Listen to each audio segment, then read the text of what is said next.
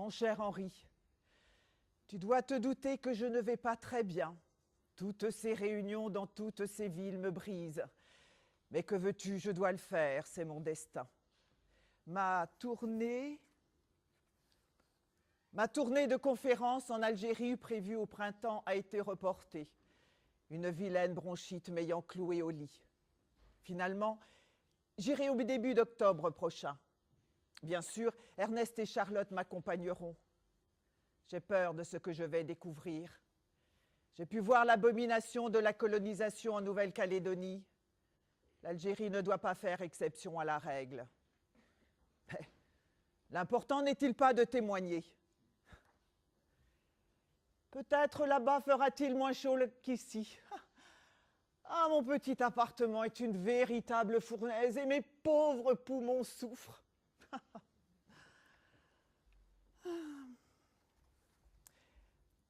La pension que tu verses depuis des années à ta vieille Anard me permet juste de tenir.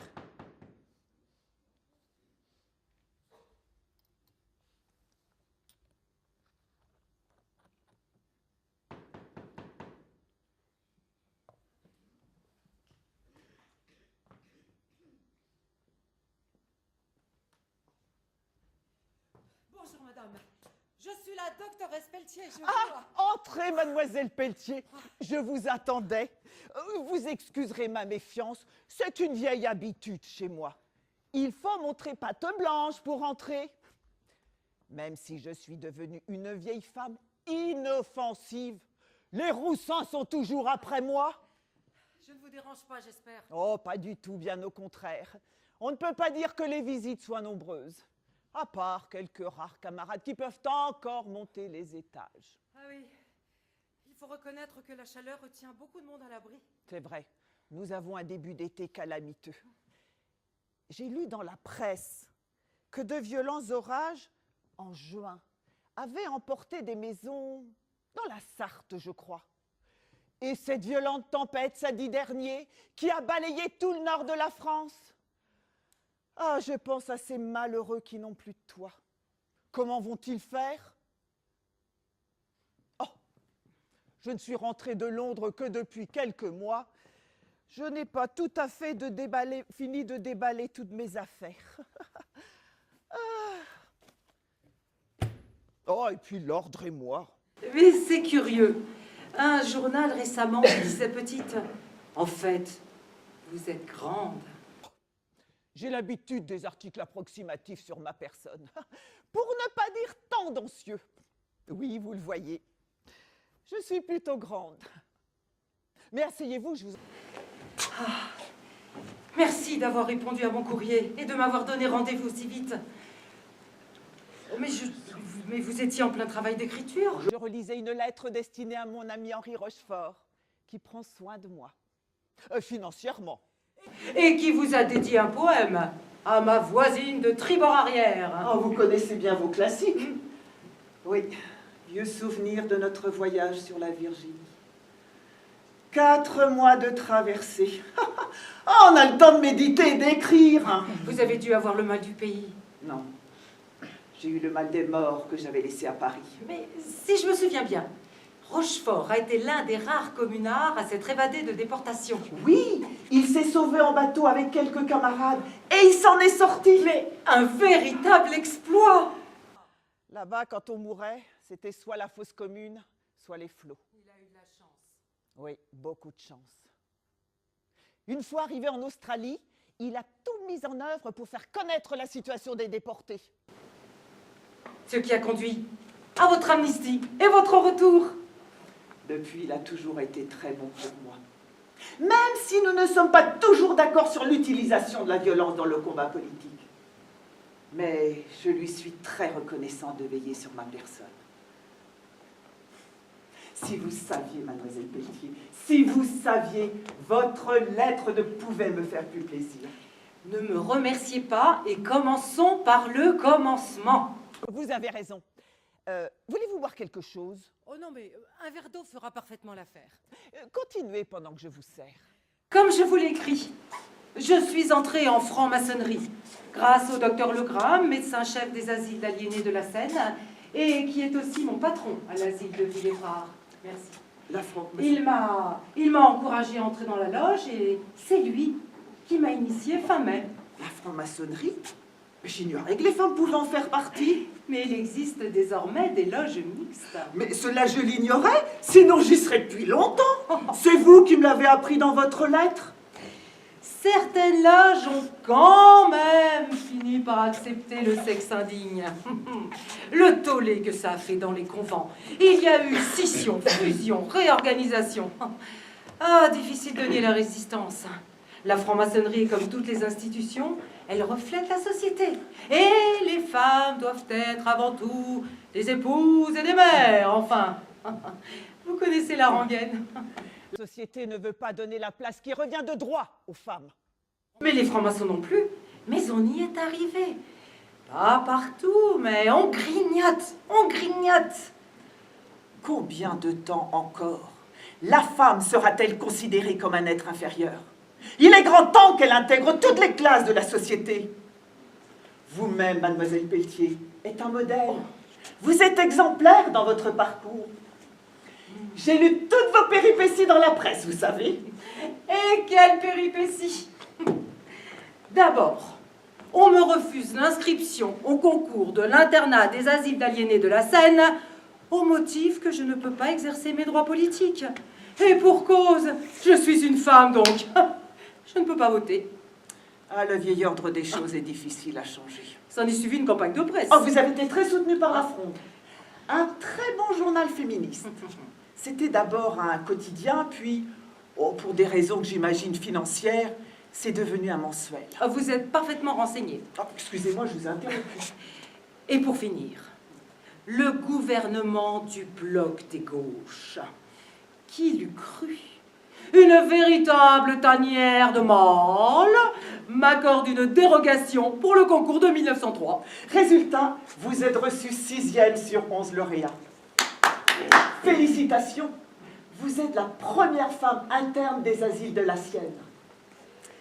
Alors, vous allez pouvoir me soigner.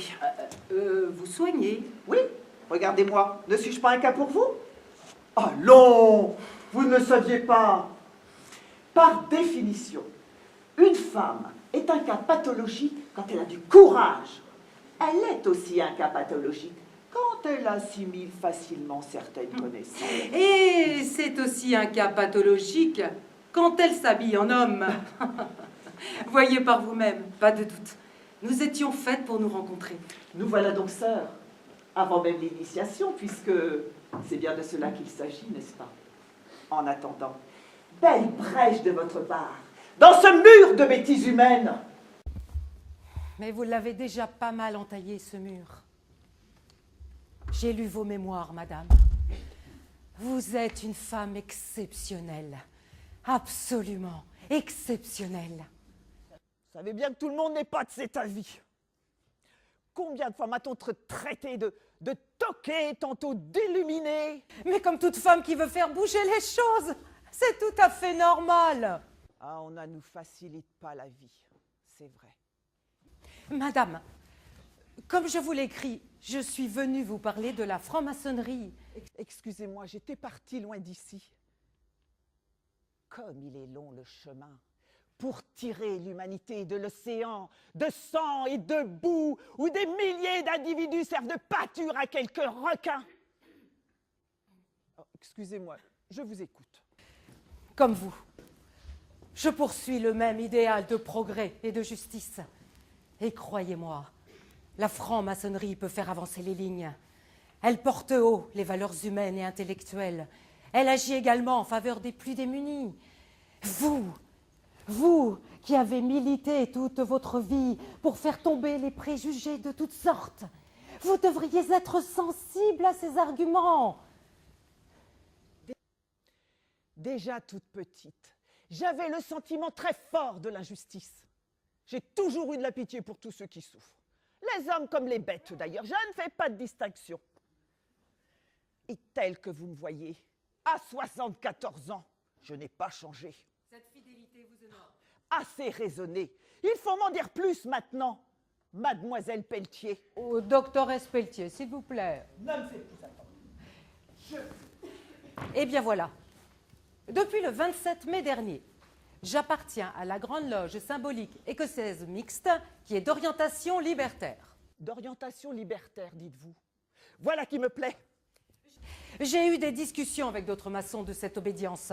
Ils vous connaissent, soutiennent vos idéaux et sont prêts à vous coopter. Certains d'entre eux veulent même organiser une tenue solennelle et collective pour commémorer l'anniversaire de la commune. La commune. De si grands moments, joyeux et douloureux en même temps. Les bannières rouges et noires, les barricades. Et puis, la mitraille, les représailles, les poteaux d'exécution. Personne n'a oublié la semaine sanglante, madame. On ne devra jamais oublier, jamais. Raison de plus pour célébrer avec nous cette belle et épouvantable période de notre histoire. Saviez-vous que nous mangions du chien et des rats? Oh, je vous rassure, nous les faisions cuire. Oh, vos adversaires ont raison, hein, vous êtes vraiment terrible.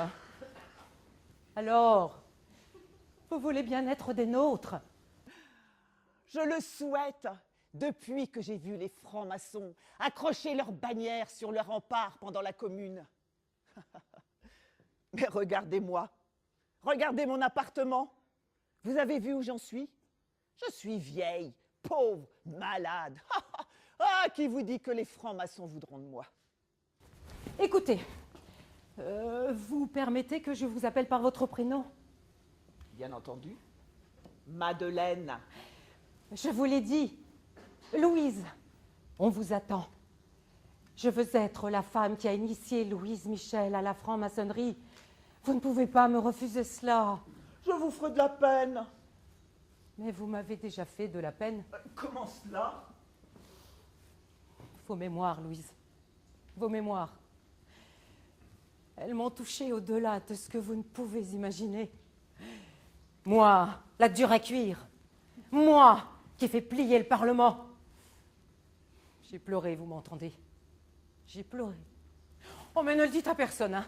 Je compte sur vous. Pensez à ma réputation. Je ne dirai rien à personne. Promis. Juré. Acceptez ma proposition, Louise. Vous êtes une héroïne, une véritable héroïne. Vous devez encore et toujours propager vos idées. Et puis, de toute façon, je ne vous lâcherai pas comme ça.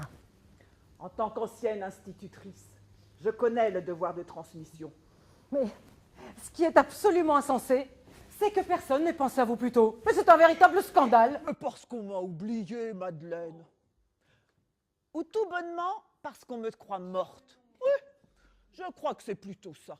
On me croit morte. Vous faites sale comble à chaque conférence que vous donnez. Je fais peut-être sale comble. On m'écoute même parfois avec Alors attention. vous voyez bien. Mais le lendemain, les gens reprennent le chemin du travail. Mais qu'est-ce que vous voulez? Il faut bien vivre. Je sais bien. Et tout le monde sait que vous militez toujours en faveur de la révolution. Tout le monde? Tout le monde? Ah, j'en doute fort. Oh là, vous exagérez, Louise, hein. Ou alors, vous cherchez à vous faire valoir.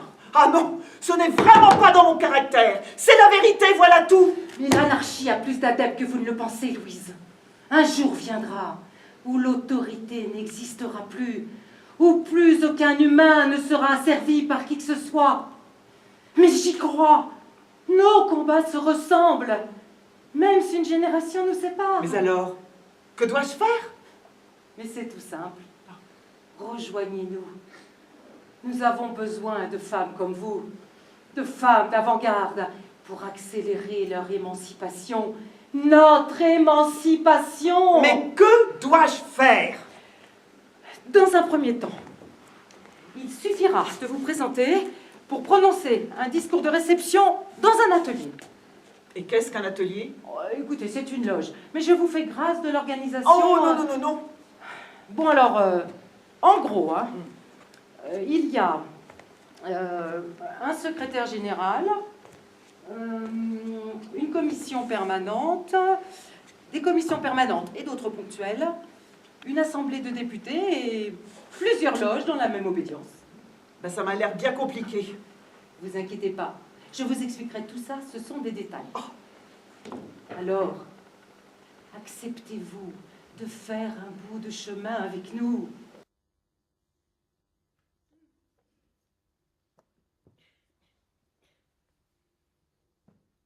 J'accepte volontiers. Je me rallie à votre société. J'étais sûre que vous diriez oui. J'ai déjà tout prévu. Je vous invite à vous présenter le 20 juillet. Ah, vous aviez vraiment tout prévu. Au petit temple de la rue Rondelet, vous serez reçu par le vénérable Malato de la loge Fraternité Universelle. Charles Malato. En personne. Il n'était pourtant âgé que de 17 ans. Il accompagnait ses parents, communards, déportés. Sa mère n'est pas rentrée en France, elle n'a pas supporté. Elle est morte là-bas. Mais je n'ignore rien de tout cela. Maintenant, pensez à l'avenir, Louise. La franc-maçonnerie vous ouvre grand les bras. Vous avez dit... Le 20 juillet. Oui, le 20 juillet, dans 10 jours. Parfait. Je n'ai rien de prévu ce jour-là. La cérémonie aura lieu à 20h. Très bien, je note. Je viendrai vous chercher à 19h30. Vous avez déjà pris le métro? Bien sûr, plusieurs fois. Malgré ce terrible accident l'été dernier à la station Couronne. Ah oui, cet épouvantable incendie. 84 morts. Mais ça ne m'empêchera pas de le prendre. Malgré cette tragédie, c'est un moyen de transport révolutionnaire. Ah, vous aimez quand c'est révolutionnaire? Et si rapide! Eh bien, nous prendrons la ligne 1. Pour fêter l'événement, je vous offre le trajet en première classe. 2 tickets à 25 centimes, une véritable fortune. Nous descendrons à la station rue de Reuilly, le Templeto numéro 9. On devra marcher un peu. De toute façon, j'aime marcher. Je suis ravie de votre décision, Louise. Dépêchez-vous de rentrer avant que le soleil de midi n'écrase la ville. Au revoir, Louise, et vive les femmes! Au revoir, doctoresse Madeleine Pelletier. Et vive l'anarchie!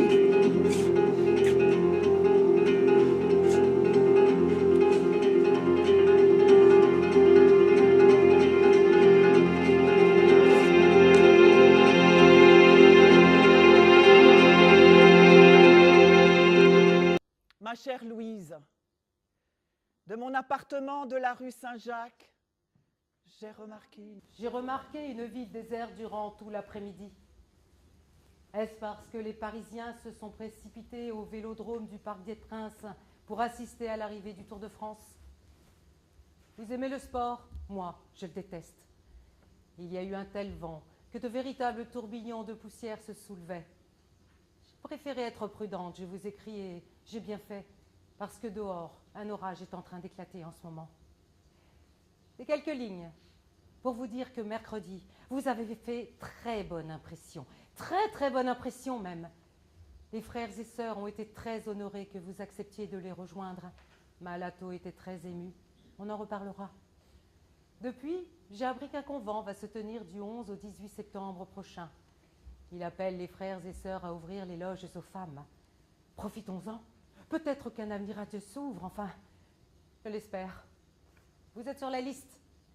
La loge, la philosophie sociale, vous attend mardi 13 septembre, même heure, même endroit que précédemment. Votre grande amie Charlotte Fauvel fait également partie de la fournée, ainsi qu'un certain Henri Jacob. Mais j'ignore qui il est, peut-être le connaissez-vous. Ce jour-là, je ne viendrai pas vous chercher. Vous viendrez avec votre ami qui habite sous le même toit que vous, et puis de toute façon, vous savez où nous nous trouvons maintenant. Vous assisterez, pour la première fois de votre vie, à une tenue blanche. C'est ainsi qu'on appelle une réunion de quelques maçons recevant des profanes. Il n'y a aucune raison pour que vous ne soyez pas initiés. Vous êtes aimés et admirés. Voilà qui devrait vous détendre. Décidément, nous avons un bien vilain été. Dehors, l'orage est de plus en plus virulent chez les nerfs en pelote. Au 13 septembre, donc. Bien à vous. Je relaterai votre cérémonie de réception dans le bulletin trimestriel de la Grande Loge. Là-bas, Ce n'étaient pas des orages que nous avions, mais des cyclones. Quand on les a vus, on est blasé sur la terrible splendeur de la fureur des éléments.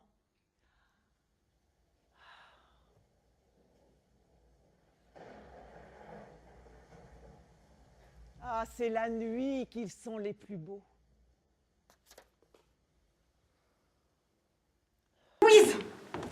Louise, votre cérémonie de réception s'est très bien déroulée. Ah, au feu roulant des questions, vous avez répondu d'une façon claire et sincère. Oh, mais vous avez l'air fatigué. Mais j'espère que demain vous serez en forme pour prononcer votre discours sur le féminisme devant la loge Diderot. Ne vous inquiétez pas, vous n'êtes pas la seule à maîtriser le sujet. Vous avez l'air contrarié. Oh, excusez-moi, je pensais à ce frère hostile qui m'a demandé si je pouvais tuer des gens sous prétexte qu'ils ne pensent pas comme moi. L'assemblée était suspendue à vos lèvres, je vous prie de le croire. Mais et votre réponse a été parfaite. Mais toute vie est sacrée. Vous êtes de mon avis, Madeleine. Bien entendu, sauf s'il y a... Sauf s'il y a des circonstances exceptionnelles qui font que, même si je répugne à verser le sang d'autrui, je n'hésiterai pas une minute à tuer en période révolutionnaire. Si les actes de violence permettent d'éviter la grande misère en répandant une terreur salutaire chez les despotes et les fusilleurs, alors je les approuve. On a senti comme un malaise chez ce frère. Possible. Possible. Ah, je ne crois pas que je pourrais tuer. Je suis révolutionnaire. En théorie. En pratique, je ne tue que les puces et je laisse vivre les araignées, alors vous voyez. En Nouvelle-Calédonie, vous auriez peut-être changé votre façon de penser. Ah? C'était le paradis des araignées. Ah!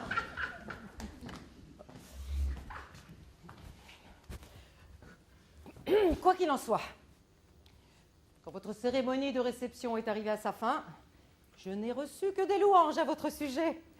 Bon, à part ce petit accroc de rien du tout. Mais vous êtes des nôtres à présent, vous êtes contente. Très contente. Et mon cher Malato qui était là à m'écouter, toujours aussi grand, robuste. Vous savez qu'en plus d'être taillé en force, il est aussi courageux physiquement. Ce qui n'est pas toujours le cas. Il était très ému. Pourtant, il vous avait revu. Nous avons beaucoup de souvenirs en commun. Beaucoup. À Londres, je crois. Entre autres à Londres, oui. Nous faisions partie du groupe de l'avant-garde. Je me souviens d'anecdotes très drôles quand les policiers français là-bas nous filaient. C'était d'un comique. On les repérait tout de suite. Ah, quelle bande de sereins. Oh, ce que vous appelez les roussins. Ah, les roussins, les mouchards, les indiques. Quelle importance. Sacrée bande d'incapables, oui. J'ai pu constater que Charles avait gardé sa voix légèrement voilée que je lui ai toujours connue. Ah, dommage qu'il fasse preuve de timidité quand il prend la parole en public, parce que c'est un vrai libertaire, un vrai grand libertaire. Malato, Rochefort, de vieux camarades londoniens. Ah, Madeleine, le combat avance si lentement, c'est désespérant. Mais il n'est pas fini. La preuve, demain vous revenez nous parler des femmes. Je serai seule à parler. Oh non, non, non! Il y aura d'autres interventions, dont celle du docteur Legrain, qui traitera de l'avancée des idées en maçonnerie, et moi-même qui abordera l'idéal maçonnique. Ce sera ma deuxième conférence. Ah, vous êtes rodé. Quel était le titre de la première? Elle avait pour sujet l'hypothèse Dieu. La mort est à la pensée. Après, il n'y a plus rien du tout, comme le disait déjà le Romain Cicéron, repris par notre Étienne Dolé, brûlé par l'Inquisition. Et puis, les tumeurs d'énormes volumes, les lésions du cancer et de la tuberculose sont là pour nous rappeler que s'il existe vraiment une finalité, elle est bien plutôt pour les microbes que pour les hommes. Asseyez-vous tranquillement, Louise. Il faut reprendre des forces. Demain est un grand jour pour nous toutes. Demain, dans quelques jours, aura lieu à Rome le Congrès mondial de la libre pensée pour renforcer le combat pour la séparation des États et des cultes. Avez-vous l'intention d'y aller? Ben, j'aurais bien aimé, mais mes patients ont besoin de moi, et puis je ne tiens pas à rater les nouvelles insultes de mes confrères. Ils ont une telle imagination. Oh! À ce propos, vous avez vu le frère Régnier tout à l'heure? Non. Mais si, celui qui n'arrêtait pas de manger des yeux Charlotte. Ah oui, eh bien. Bien, figurez-vous qu'il a voulu initier des femmes plus jolies que moi. Vous imaginez le tintouin que j'ai fait? Le pauvre, avec moi, il a dû être déçu. Allez, Louise. Reposez-vous bien cette nuit. Voulez-vous que je vous aide à vous coucher? Merci, ce ne sera pas la peine. J'attends Charlotte, elle ne devrait pas tarder. Après son initiation, elle a peut-être été retenue par ces messieurs. Je sais que quand elle rentrera, nous aurons encore une longue discussion. Mais ne tardez pas trop quand même. Charlotte, elle, n'a pas de discours à faire demain. Bonne nuit, Louise.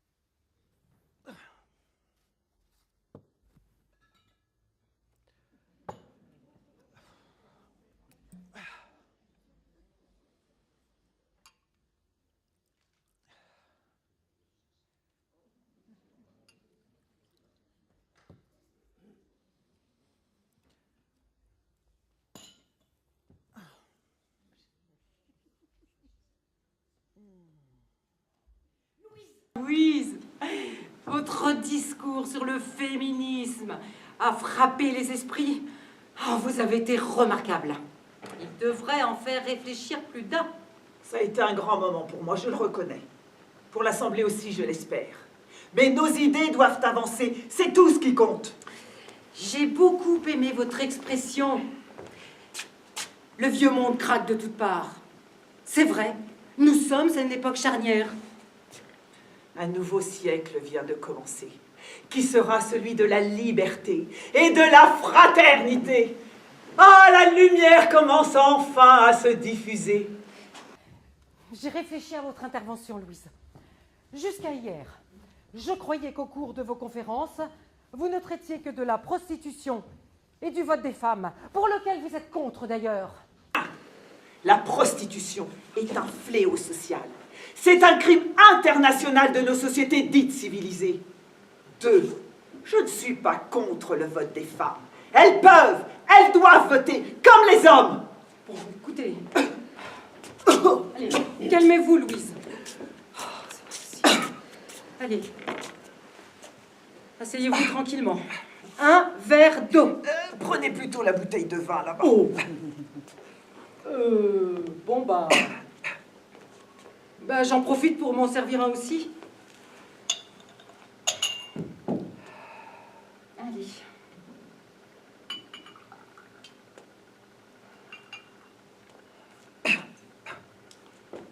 Tenez, prenez.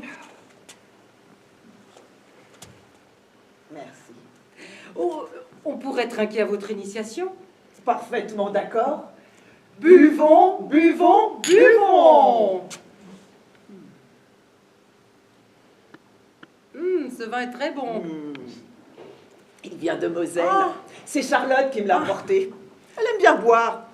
Le vin est un bon remontant.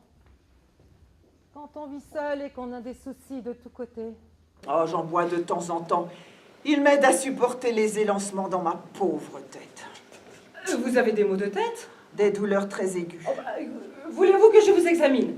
Bon, je suis doctoresse, ne l'oubliez pas.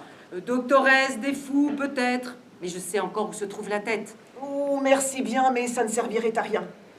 Lors de mon attentat du Havre, j'ai reçu une balle dans la tête. Il ne faut pas la toucher, il faut la laisser tranquille. Ah oui, je me souviens. Un malade vous a tiré dessus. À 2 reprises même. Vous n'avez même pas déposé plainte contre lui. Depuis, j'ai de très violentes névralgies. L'alcool seul arrive à calmer un peu la douleur.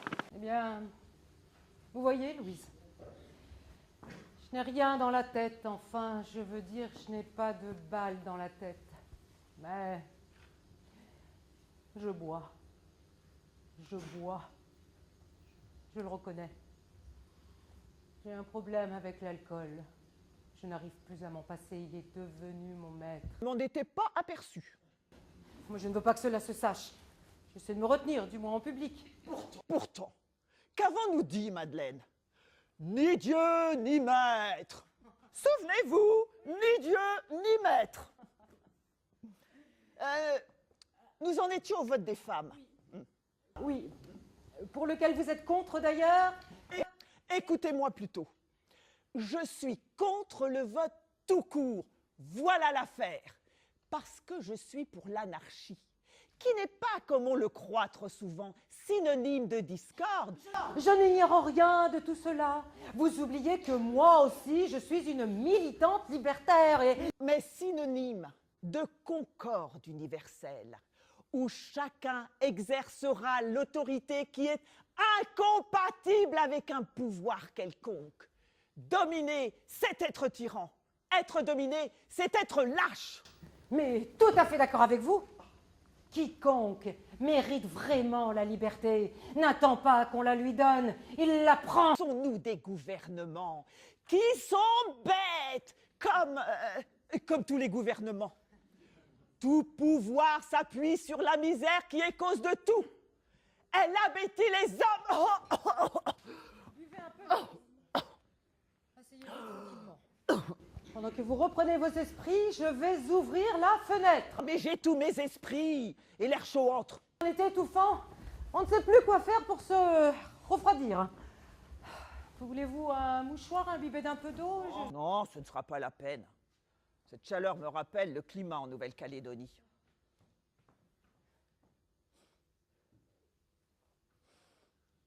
Madeleine, vous ne sentez pas?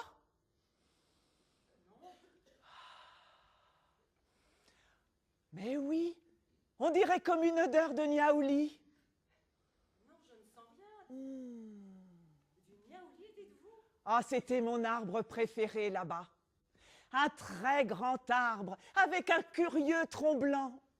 On dirait des couches superposées de papier blanc. Ses feuilles sont argentées. Les habitants là-bas s'en servaient pour traiter les maladies respiratoires. Eh bien, il vous serait bien utile en ce moment. La Nouvelle-Calédonie est une terre de forêts aux bois précieux. 2 fois par an, les arbres se couvrent de lianes. Les feuilles sont de toutes les formes possibles, c'est inimaginable. En fer de lance, en feuilles de vigne, et toutes ces fleurs blanches. Ah, la nature vous a aidé à supporter l'exil. La nature m'a été d'un grand secours. Les animaux aussi, d'ailleurs. J'ai pleuré en quittant cette île de l'Océanie. Et j'ai ramené 5 chats avec moi. 5 chats sur le bateau. Sur le bateau du retour, le John Elder. Les bêtes sont des créatures innocentes. Elles m'ont toujours tenu compagnie depuis ma plus tendre enfance. Je n'ai jamais pu m'en passer. Et puis là-bas, il y avait aussi une multitude d'insectes, aussi étranges les uns que les autres. L'autre jour, je vous ai dit que c'était le paradis des araignées. Il n'y avait pas qu'elles. Parfois, nous avions comme de la neige jusqu'aux chevilles. On aurait dit des flocons qui tourbillonnent. Vous savez ce que c'était? Non, non. Des sauterelles! Oh! Des milliers de sauterelles qui emportaient tout sur leur passage. Madeleine, j'ai oublié de vous parler des serpents. À eux seuls, ils mériteraient toute une tirade. Oh! Des araignées, des sauterelles et maintenant des serpents, mais ça suffit, Louisa, avec cette chaleur, mes nerfs sont à bout. Tiens.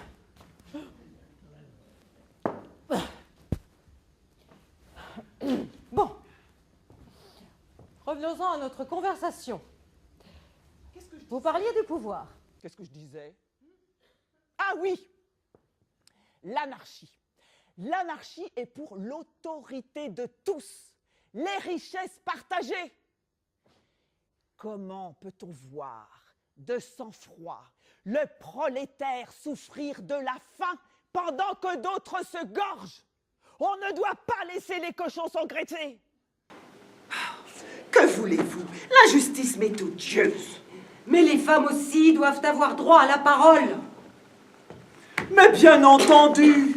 Mais j'ai toujours défendu l'égalité des femmes. Je suis pour leur émancipation. Mais je suis aussi pour une émancipation de l'homme. Une émancipation totale. Et que sais-je encore? Ce n'est tout de même pas difficile à comprendre tout de même, non? Il faut croire que si, vu où nous en sommes. Le duel des sexes serait une erreur. Les hommes et les femmes doivent marcher main dans la main. Il n'y a pas la femme contre l'homme. Il y a l'humanité tout entière qui fait un Ou une. Ah, j'ai commis une erreur d'appréciation à votre sujet, Louise. J'ai sous-estimé votre rapport à la lutte des femmes. Mais mon engagement est pourtant simple. Les femmes représentent la moitié de l'humanité. Au nom de quoi cette moitié serait-elle reléguée à sa supposée incapacité? Lorsque je donne des conférences, les 3/4 de l'assistance quittent la salle. On me traite de sale femelle, abcès purulent. Le plus souvent, ce sont des femmes qui m'insultent. Le féminisme n'est pas pour demain, Louise. Le jour où les femmes voteront, nous serons mortes, toutes les deux. Allons, allons, pas de défaitisme. Vous me paraissez un peu démoralisée. C'est vrai qu'en ce moment, je me sens vide, complètement vide. Je viens de passer un nouvel été de solitude. J'ai 30 ans. Je travaille beaucoup.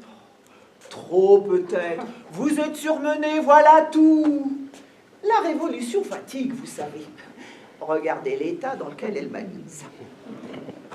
Louise, vous avez connu des hommes?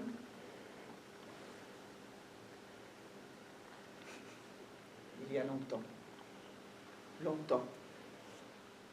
Il s'appelait Théo. C'était mon compagnon d'armes. Il a été fusillé dans la plaine de Satori le 28 novembre 71. Oh, rien ne s'est jamais passé entre nous. Il était marié à la Révolution, comme il disait. Il est resté dans mon cœur. Et sa sœur Marie était une grande amie aussi. Mais ces deux-là sont des spectres maintenant. Et vous dites que c'est moi qui suis démoralisée? Et vous, les hommes, en avez-vous connu? Non!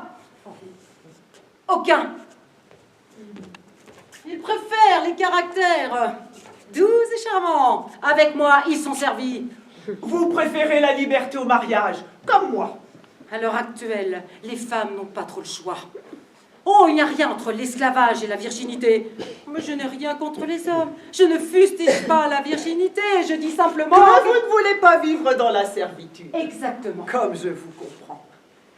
Je me souviens qu'à 12 ans, un homme de l'âge de mon père, veuf, borgne, m'a demandé en mariage. Oh, je peux vous garantir que je l'ai envoyé sur les roses en lui récitant une tirade de l'école des femmes. Alors, je vis seule. J'en souffre. Mais au moins, je suis libre. Pas le choix. Je n'ai jamais voulu être l'otage d'un homme. Vous avez raison, pas le choix. Tant que la femme sera considérée comme une ménagère ou une courtisane. Je gagne ma vie, je suis indépendante. C'est tout ce que je demande. Vous défendez le célibat militant. Pour moi, le célibat est un état supérieur face aux lois et aux mœurs actuelles. Comme je l'ai dit, pas le choix. Vos combats sont tout ce qu'il y a de légitime. Je suis une féministe intégrale. Le mariage n'est pas le meilleur destin pour la femme. On lui demande de jouer un rôle de femelle, de pondeuse. Mais nous sommes une race à part.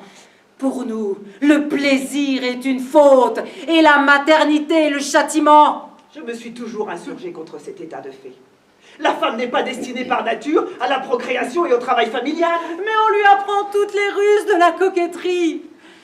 Et comme si j'allais montrer mes seins, moi.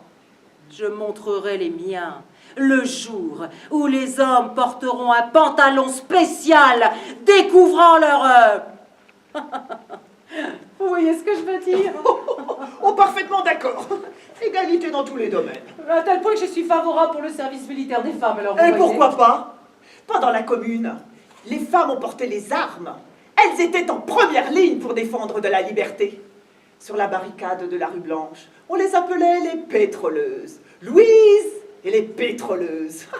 Ah, de quoi écrire une pièce de théâtre. Ah, j'en souris aujourd'hui. Mais la cruauté de la répression ne s'effacera jamais. Et comment ce sentiment de révolte vous est-il venu? Depuis que je suis toute petite, aussi loin que remontent mes souvenirs, j'ai toujours voulu redistribuer les richesses accaparées par quelques grands rapaces. Moi aussi, depuis toute petite, je me rebelle. Nous sommes pareils. Sauf que vous avez commencé votre vie avec une mère aimante. Marianne. Ah, chère et brave femme. Elle m'a toujours soutenue, toujours.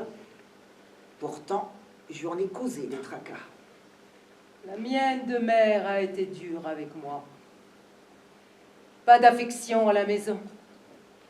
Elle était intelligente, mais sans tendresse. Elle a eu 12 enfants. Vous vous rendez compte, Louise? Elle a connu 12 grossesses. Voilà pourquoi je milite pour le droit à l'avortement et la maternité désirée. 12 enfants? Mais où est la liberté là-dedans? La famille, quelle plaie! Je le vois bien autour de moi. La famille empêche le progrès. Tout le monde tourne en rond dans le même cercle d'idées comme un cheval de manège. La famille empêche le progrès. La famille opprime les femmes. Bien aidée par les curés. Entre parenthèses. Ah. Eh bien, de ce côté-là, Louise, vous ne risquez rien. Avec les francs-maçons, tous des anticléricaux. La plupart des mères élèvent leurs filles dans la niaiserie, ce qui n'a pas été mon cas. Ah, j'ai eu beaucoup de chance. J'ai constaté une chose, Louise. Au début, on ne sait pas si on est une fille ou un garçon. L'enfant reçoit de ses parents son sexe psychique. On fait comprendre à la fille qu'elle n'est rien, qu'elle n'a rien à demander. Et c'est ainsi que de génération en génération... Vous devriez écrire des livres, Madeleine. Mais c'est bien mon intention. Et j'ai déjà un titre en tête. L'éducation féministe des filles. Et je vous fais la primeur. Je prépare pour février prochain une conférence qui aura pour sujet « Le génie est-il une névrose ?» Parfait. L'aliéniste que vous êtes saura vulgariser nos comportements, qui sont parfois un peu bizarres, il faut bien le dire. Oh, mais j'ai fait des études d'aliéniste pour mieux comprendre l'être humain. Et durant ma 4e année à la faculté, je me suis aussi intéressée à la psychologie. Ah, je me souviens à cette époque. Je lisais en amphi des journaux Dreyfusards. Ah, vous imaginez comme j'étais mise en quarantaine. Oh, à ce propos, vous avez lu que Dreyfus a obtenu la révision de son procès devant la chambre criminelle de la Cour de cassation. Moi, je lis la presse régulièrement. C'est une très bonne chose. Lui aussi se bat. Vous avez beaucoup à donner aux autres, Madeleine. J'ai constaté un phénomène. Le conditionnement social est déterminant dans le destin de l'être humain, bien plus que l'hérédité. Moi, je pense que la misère et l'ignorance sont cause de tout. Oh, mais... il se fait tard, Louise. Mais avant de vous laisser... Déjà? Vous êtes là, je le vois bien, et vos quintes de tout vous épuisent, mais je disais, avant de vous laisser... Oui? Je dois vous faire un aveu. Bien sûr, je vous admire. Bien sûr, vous avez une personnalité hors du commun, mais... Mais vous aviez un intérêt à ce que j'entre dans la franc-maçonnerie, n'est-ce pas? C'est vrai, je le reconnais. En vous faisant entrer dans ma loge, on me regarde autrement, on m'estime davantage. Je veux être quelqu'un qui compte, alors Oui, c'est vrai, j'ai pensé à vous. Mais ne vous excusez pas, c'est de bonne guerre. L'essentiel n'est-il pas que le combat avance? Vous ne m'en voulez pas? Pas du tout. Nous avons obtenu toutes les deux ce que nous voulions. Vous êtes désormais en excellent terme avec vos frères et sœurs. Vous allez peut-être devenir vénérable. Et moi, je suis franc-maçonne, ce dont je rêvais depuis des années. Alors, pourquoi vous en voudrais-je? Mon itinéraire n'a pas toujours été facile. Si vous saviez, comme j'ai été humiliée, insultée, tout ça parce que je suis une femme. Et je ne compte même plus les gifles que j'ai balancés pour me faire respecter. Je suis agressive. Et je m'en veux. Oh, mais que voulez-vous? On n'est pas habitué à voir une femme qui pense. Il faudra cependant s'y faire. Mais j'ai honte quelquefois. Mais de mon vous avez comportement. tort! Vous avez tort! La honte n'est pas pour les victimes, elle est pour les bourreaux. Oh! Mais comme vous avez raison, figurez-vous qu'avant d'arriver chez vous, j'ai été appelée mon gros par ces dames du trottoir. Bon, c'est vrai qu'avec mes cheveux courts, mes complets, et puis bâti comme je suis, on peut confondre. J'en ai tout autant à votre service. Combien de fois m'a-t-on qualifié de monstre sorti de l'enfer, de figure de démon et que sais-je encore? Oh, quant à ma description physique, elle n'a jamais été à mon honneur. Maigre, hérissé, le front haut puis fuyant brusquement. Nez bas du visage proéminent, les traits durs. À tel point qu'un soir, à l'issue d'une conférence, j'ai dit à quelqu'un: prenez mon portrait, il effraiera mes ennemis. Ah, Louise! Ah, pourtant, moi, quand je vous regarde, je vois un visage expressif, une spontanéité et un naturel étonnant. Oh, je suis laide et je le sais bien. Oh, quelle importance! Oh, mais le physique est une chose, mais si nous abordons le problème des vêtements, alors là... J'ai toujours été habillée de noir. On me l'a souvent reproché. Ma seule coquetterie, c'est un œillet rouge, là, en souvenir de mes chers fantômes qui peuplent mes nuits. Lorsqu'ils m'aperçoivent, les internes mâles me font une guerre incessante. Oh, je ne dis rien du comportement des surveillantes et des infirmières, de vraies dindes. Rien non plus de cette ambiance de ragots. Les ragots? Combien de fois m'a-t-on demandé ce que je faisais de l'argent des conférences? Où avez-vous pris l'argent pour le voyage? Que faites-vous des recettes? Mais tout le monde connaît votre bonté, Louise. Ce n'est pas pour rien qu'on vous appelle la bonne Louise. Et ceux qui vous connaissent savent que l'argent que vous récoltez est attribué aux déshérités. Et puis il n'y a qu'à voir votre intérieur. Ne vous gavez pas sur le dos des pauvres. Oh, mais bon sang! Quelle ingratitude! Et dire qu'on se bat pour tous ces abrutis. Mais ne soyez pas cynique. Ça ne vous va pas. Mais qu'est-ce que vous voulez? On fait la révolution pour le bonheur des gens, et tout ce qu'on récolte, c'est du malheur. Vous y comprenez quelque chose, vous? Ça me rappelle un poème de Victor Hugo. Lequel? Où donc est le bonheur, disais-je. Vous le connaissez? Non.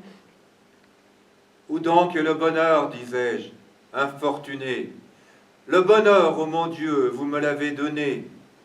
Naître et ne pas savoir que l'enfance éphémère, ruisseau de lait qui fuit sans une goutte amère, est l'âge du bonheur et le plus beau moment que l'homme, ombre qui passe, est sous le firmament.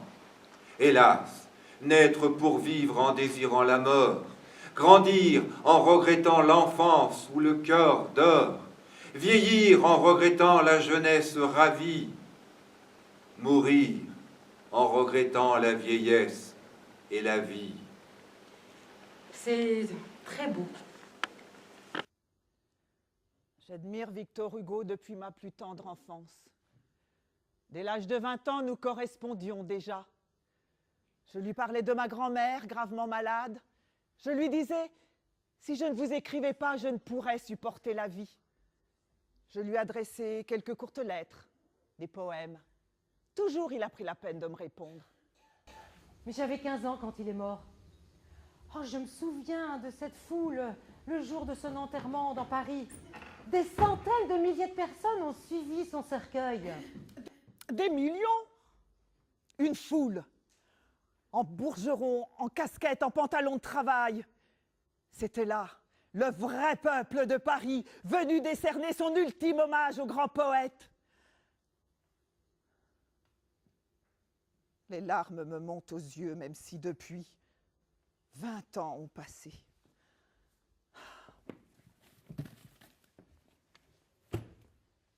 Avez-vous lu Les Misérables, Madeleine? Non.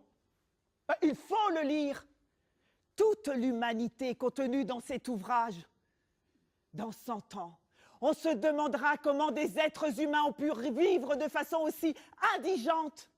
À penser, les hommes et les femmes auront atteint un âge d'or où tendresse et compréhension seront le principe même.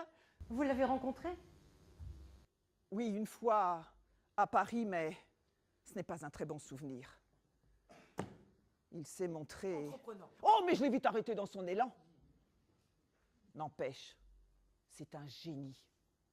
Je n'oublierai jamais qu'il a défendu la commune, qu'il a dû s'exiler, qu'il a soutenu les souffrances du peuple. Cela seul compte.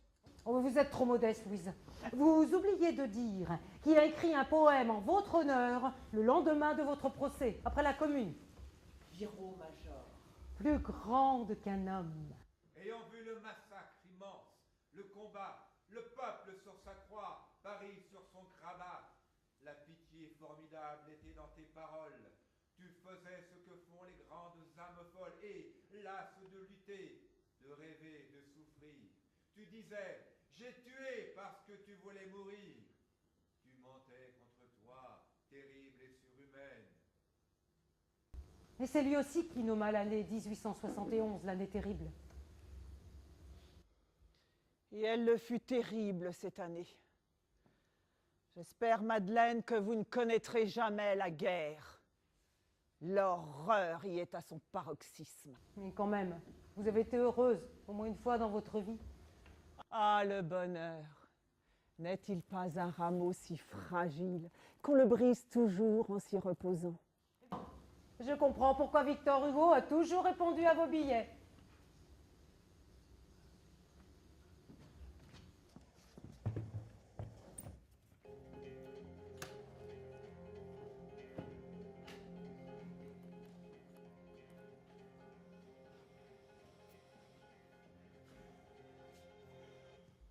Nous n'allons plus nous voir, Madeleine, avant la fin décembre maintenant.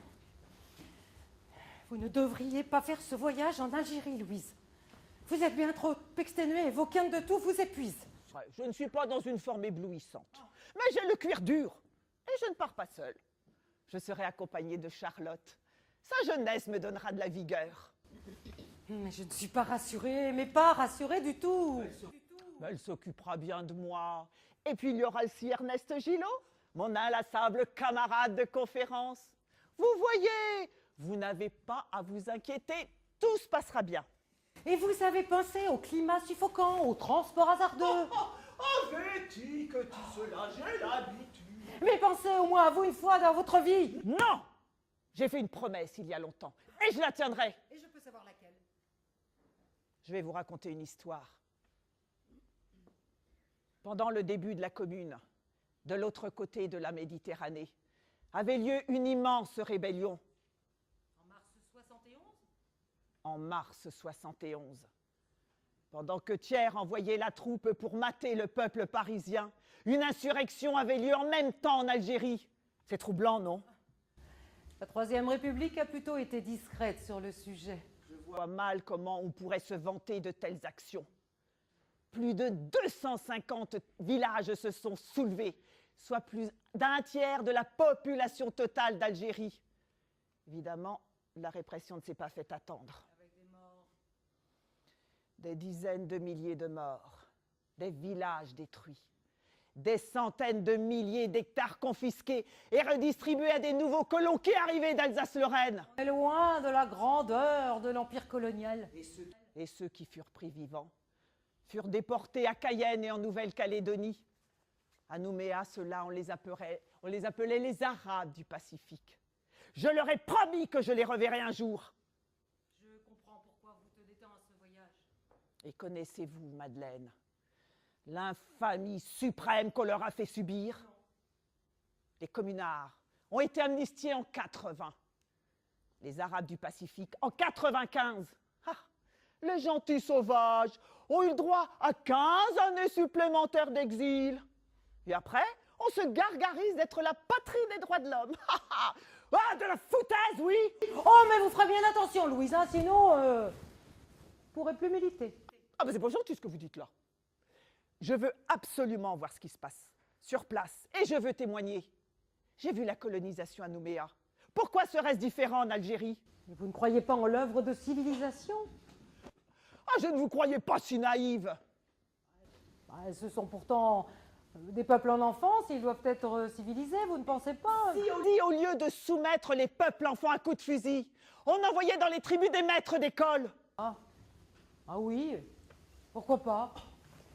Et comment va se dérouler votre voyage? Je vais me rendre dans les principales villes.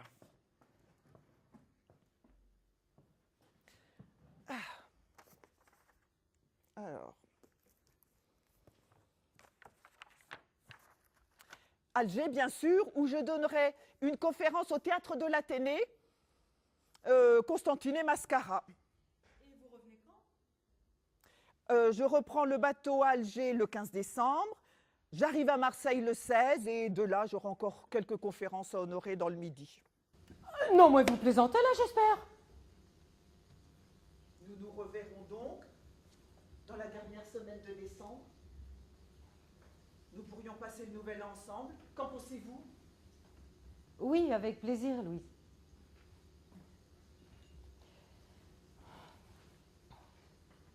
Louise, nos rencontres vont me manquer. Je regarde si la photo de ma mère est bien là. Je suis idiote parce que je sais qu'elle est là. Elle est toujours avec moi. Je l'emmène toujours et partout avec moi. Commencer sa vie avec de l'amour, ça doit aider. Ah, j'ai eu beaucoup de chance dans ma vie. Beaucoup. Ah, moi aussi, nos rendez-vous vont me manquer, Madeleine. Même si nous n'avons pas toujours la même opinion, le même avis sur tout. Oh, vous reconnaissez que vous êtes parfois exclusive dans vos opinions. Et vous, que vous êtes têtu comme une bourrique? Oui, je le reconnais. Il m'arrive même d'être sectaire, mais c'est pour la bonne cause. Nous sommes de la même espèce, toutes les deux. De celle qui résiste, de celle qui dit non. Je n'ai pas peur pour l'avenir. La relève est assurée. Vous prendrez bien soin de vous, hein? Vous me le promettez. Je vous le promets. Alors, je vous souhaite un bon voyage.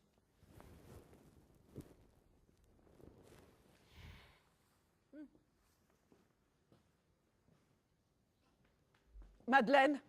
Oui. À mon tour, demandez de tenir une promesse. C'est tout ce que vous voudrez, entre sœurs. Promettez-moi, Madeleine, promettez-moi de vous battre toujours, encore et toujours pour l'égalité de tous. Je dis bien de tous. Vous me le promettez? Je vous le promets. Je vous en fais le serment. Je jetterai toutes mes forces dans ce combat. Je suis taillée pour la lutte politique. J'y parviendrai. Emportez avec vous ce bouquet en souvenir de moi. S'il reste là, il se fanera en mon absence. Et promettez-moi. De promesses alors. Ne laissez jamais se flétrir d'œillets rouges. Je vous le promets. N'oubliez pas, Madeleine, tous doivent prendre part au même banquet. Tous! Peu de temps après son retour d'Algérie, Louise Michel, mort à Marseille, le 9 janvier 1905. Son corps est ramené à Paris, puis au cimetière de Levallois-Perret. L'héroïne de la commune repose à côté de sa mère dans une tombe non loin de celle de Théophile Ferré, son grand amour. C'était son vœu le plus cher. Inculpée pour avortement à la fin de sa vie, Madeleine Pelletier n'est pas incarcérée en raison de son état de santé très détérioré. Un nom lui est prononcé, elle ne sera pas poursuivie. Internée à l'asile de Perret-Vaucluse, elle meurt le 29 décembre 1939 dans une solitude totale. Celle qui fut anarchiste, socialiste, communiste, une des premières à se rendre dans la Russie de Lénine en 1921, à toujours combattre pour le droit des femmes, meurt, oubliée de tous. Gémissons, gémissons, gémissons. Espérons, espérons, espérons. Oh.